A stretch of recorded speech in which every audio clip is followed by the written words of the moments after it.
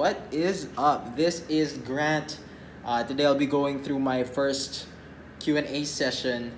So I got a couple of questions through Instagram, filtered them out just a little bit. So I'll be going through those in a bit, but for now, let me just go through some quick updates. So training has been great. If you've already seen my previous video, I went through basically my training split, the exercises I'm doing. But right now, I'm actually back to doing 2-a-days.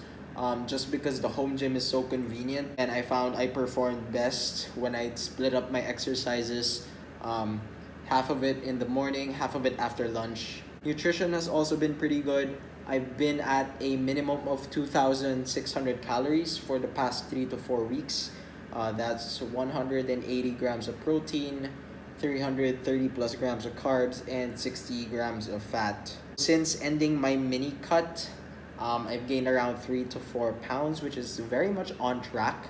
I'll be increasing my calories probably next week, if not next week, to around 2,800, just because I've seen my weight plateauing again. But it seems like the mini cut worked. Momentum building up. I really hope I can make some solid gains in the next few months. So enough about me. Time to move on to the questions. So question number 1. Tips for people planning to compete in physique shows. So I guess I'll just give like one solid tip. Give yourself enough time. The absolute minimum for me is 16 weeks. That's already assuming you're already very lean. But for most people, I would suggest somewhere between 20 to 24, maybe even 28. This should give you a lot more room for error, especially if you've never dieted down to show level condition before. All right, next question. So is the anabolic window true? If you're talking about that magical 1-hour window post-workout, probably not. But nutrient absorption post-workout, I think, is at its highest. However, there definitely is no set time to that. Just make sure you're eating after your workout. Definitely doesn't have to be 30 minutes, doesn't have to be 60. Just make sure you get your food in. Is there a difference between hydrolyzed and regular whey? Hydrolyzed whey is supposed to be faster digesting, but I'm not quite sold on the price. I usually just get regular whey, and that seems to work just fine. Next, does L-carnitine help with fat loss? L-carnitine in itself without a caloric deficit will not help you lose weight.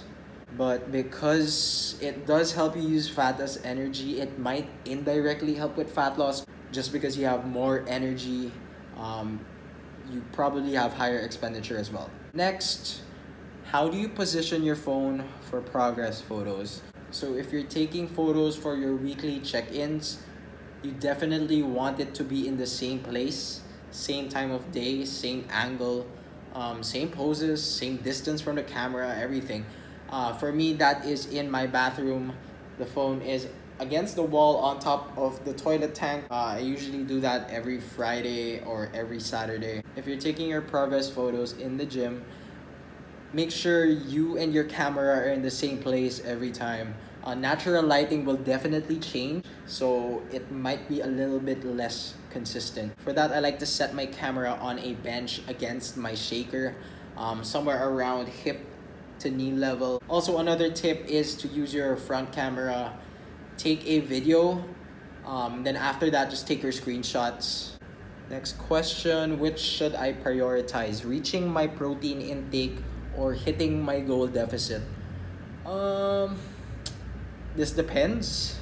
I definitely wouldn't lean too far on either side. But let's say your protein requirement is around 1.2 grams per pound. Let's say you ate too much carbs and fat. I wouldn't mind letting it go down to around 0.8 grams per pound for that day. Then of course, get back into a consistent number after that. Next question is about signs of overtraining. So what I like to look out for is, are you regressing in the gym?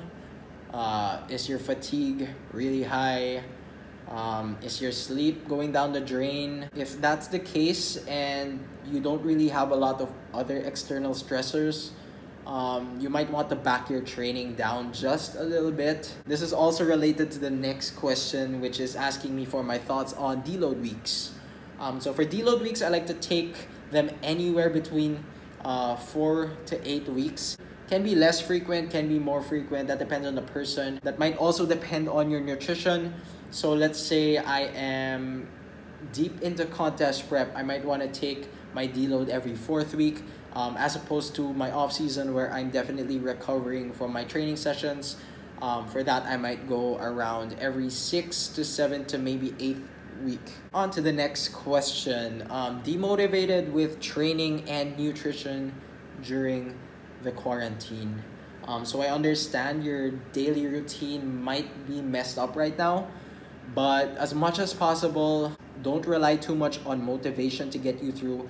Rely on habits. Eat, train, sleep consistently, preferably at around the same time of day. Have as much as you can planned out. But again, just try to make sure you rely on your habits and not on your motivation. Next up, if I took just 0.8 grams per pound of protein instead of 1.6 grams per pound, will there be a huge difference in my physique?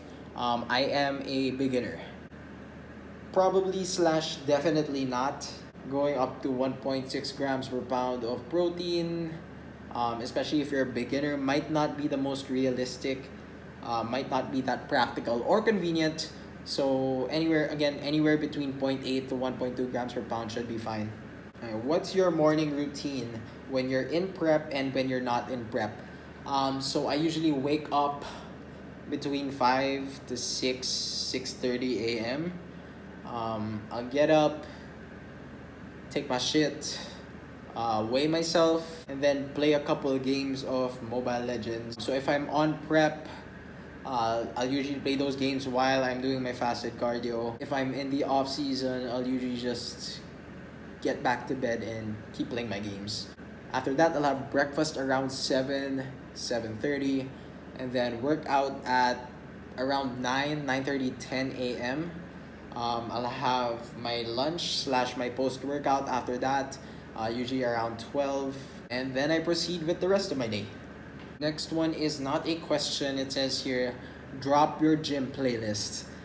You guys can follow me on Spotify. It's Grant Thing. I have a playlist there for PR sets, hard sets, whatever. If you want to feel angry, there's a playlist for that. I also have a playlist for when I just need some good vibes when I train. So just check that out if you'd like. Moving on to the last question. What got you into baking bread? Funny story. I was craving a lot of bread during my 2019 prep. So one day I just decided, you know what, I might as well make my own bread. So I started with instant yeast, eventually moved into sourdough. Now I like making cookies, bagels, whatever. Super fun though. Good way to kill time, especially during the lockdown. So if you're trying to find a new hobby, baking bread is pretty fun. And since that was the last question, let me just wrap this up. I'm not sure how informative that was, but if you like this video, do leave a thumbs up. Also, you can leave a comment and let me know who you want to see next on these Q&A sessions. If you have any other questions, I'll be leaving a question box on my Instagram once a week. You can leave your questions there and I'll try my best to answer them. See you guys again next week.